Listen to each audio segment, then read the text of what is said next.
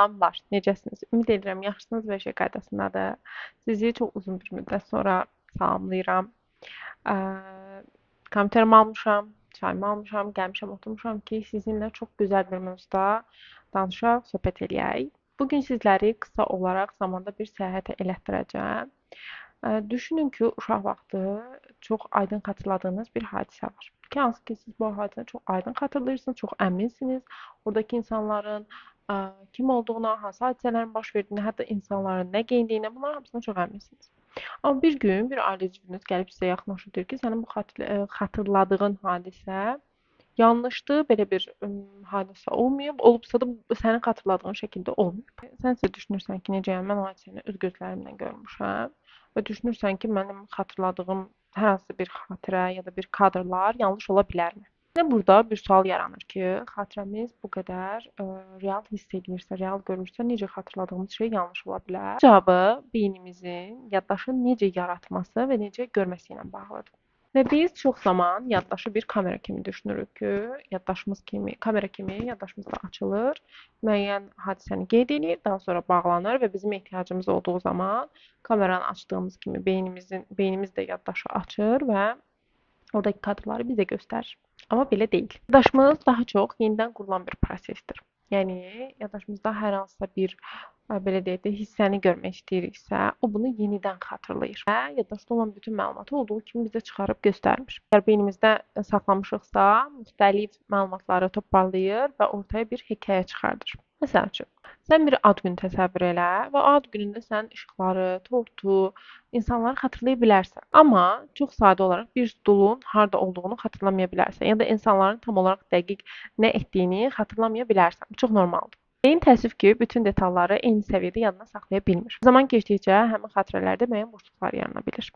Təsəvvür elə ki, bir hadisəni xatırlayırıq ki, mən məktəbdə idim, mənim yanımda dostlarım var idi, biz orada deyib gülürdük, amma hadisənin digər qismini xatırlamırsan, müəyyən hissələrini xatırlamırsan. Beyin isə hər şeyi xatırlaya bilmədiyi üçün yaranan mövcud boşluğu özü doldura bilir. Amma biz buna deyə bilmərik ki, mütləqi bir şəkildə beynimiz bizi aldadır.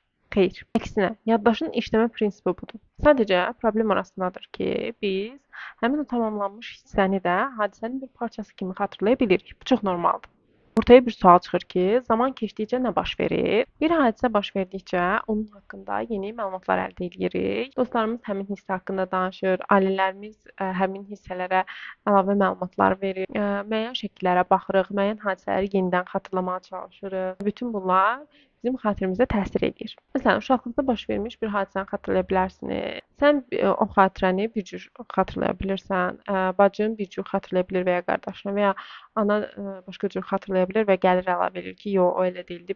Məsələn, başqa cür idi. Və sən artıq bir müddət sonra yenidən o hadisəni xatırlayanda ananın dediyi kimi və ya bacının əlavə etdiyi kimi xatırlaya bilərsən. Bu bizə göstərir ki, yaddaşımız sonradan aldığı məlumatlardan da təsirlənə bilir. Yəni yaddaşımıza sonradan əlavə olunan məlumatlar da bizə təsir edə bilir. Biz hər hansı bir travma yaşadığımız zaman bu beynimizdə hadisələrin saxlanmasına necə təsir edir?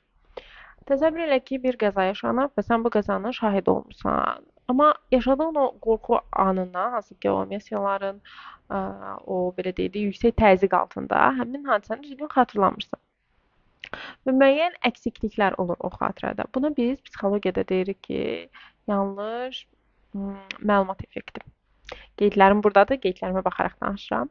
Yanlış məlumat effekti deyirik, hansı ki, beynimiz bəzən yüksək təzyiq altında, qorxu altında, təşviş altında bu cür reaksiyalar verə bilir. Və ya tam tərsinə ola bilər ki, biz dediyim kimi yüksək sevinc altında ola bilərik və ya çox xoşbəxt ola bilərik. Yenə yaşadığımız duyğuları eyforiya halında olduğumuz üçün beynimiz tam xatırlamaya bilir. Başqa cür reaksiyalar da verə bilir. Buna xüsusi olaraq toxunmaq istəyirəm. O bəzi situasiyalar olur ki, daha çox da bu sevgi hallarında olur. İnsanlar müəyyən hadisələr yaşayırlar. Daha sonra deyir ki, o an fərqində deyildim. Çünki hələ o aydınlıq mənə gəlməmişdi. Yaddaşım onu, beynim, diqqətim, yaddaşım onu o cürlə qəbul eləməmişdi. Çünki xüsusi bir hal içində idim, eyforiya halındaydım, çox xoşbəxt idim. Bunu yəni biz travmalarda da görə bilirik. Hansı ki, posttraumatik stres sonrası insanlarda müəyyən belə deyək də travma nəticələri özünü göstərə bilir və nəticədə insan hadisəni fərqli xatırlaya bilir, fərqli yanaşmada eləyə bilir.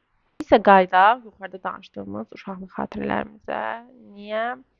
Məhz bir çoxumuz uşaqlıqda olan hadisələri xatırlayırıq. Buradan bir maraqlı sual çıxır ki, həqiqətən bu hadisəni biz mi xatırlayırıq, yoxsa bizə o qədər danışılıb ki, hansı ki biz özümüz onun şahidi olmamışıq. Yəni şahidi olsaq da hafizə yaşımız ora çatmayıb ki, biz onu yadımızda saxlayaq.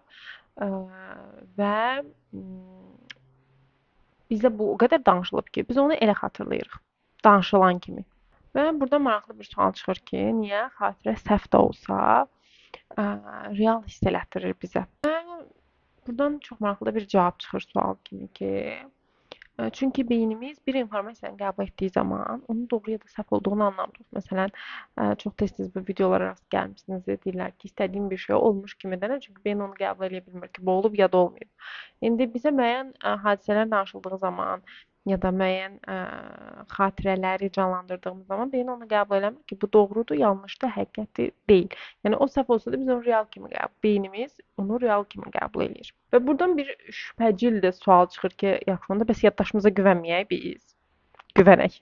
Və mən burada demirəm ki, yaddaşımız tamamilə etibarsızdır. Xeyr, sadəcə onun müəyyən bir işləmə funksiyasını izah eləyirəm. Və son olaraq sizə bir belə deyək də tapşırıq kimi bir case vermək istəyirəm ki, uşaqlıqda xatırladığınız hər hansısa bir xatirəni düşünə bilərsiniz və özünüzə sual verə bilərsiniz ki, mən bunu öz xatirəm kimi, yəni yaşadığım xatirə kimi mən xatırlayıram, yoxsa bunu mənə o qədər danışıblar ki, mən bunu həmin danışılmışlar əsasında xatirə kimi qəbul eləmişəm və xatırlayıram. Çünki məlum məsələn, yaddaşımız arxiv deyil. Oradan da zaman-zaman nələrsə silinir ki, yeni yaşadıklarımız ora əlavə olunsun. Mənə görə də yaddaşımızın ən maraqlı hissəsi budur ki, orada müəyyən hissələr silinir, hansı ki, ora yeniləri əlavə olunur. Çox maraqlı işləmə funksiyasıdır mənə görə. Son olaraq, əgər istəsən, mənimlə paylaşa bilərsən, komment hissəsinə yaza bilərsən ki, sənin də belə bir xatirən olubmu, sonradan bunun belə olmadığını öyrənmisənmi? Videoda da əvvəlki videolarım kimi sizə müəyyən fikirlərimi paylaşmağa çalışdım, düşüncələrimi çatdırmağa çalışdım. Ekran o biri tərəfindən insanın dinlənildiyini bilmək çox gözəldir. Bu duyğunu mənə yaşatdığınız üçün sizə təşəkkür edirəm. Növbəti YouTube videolarında görüşərik.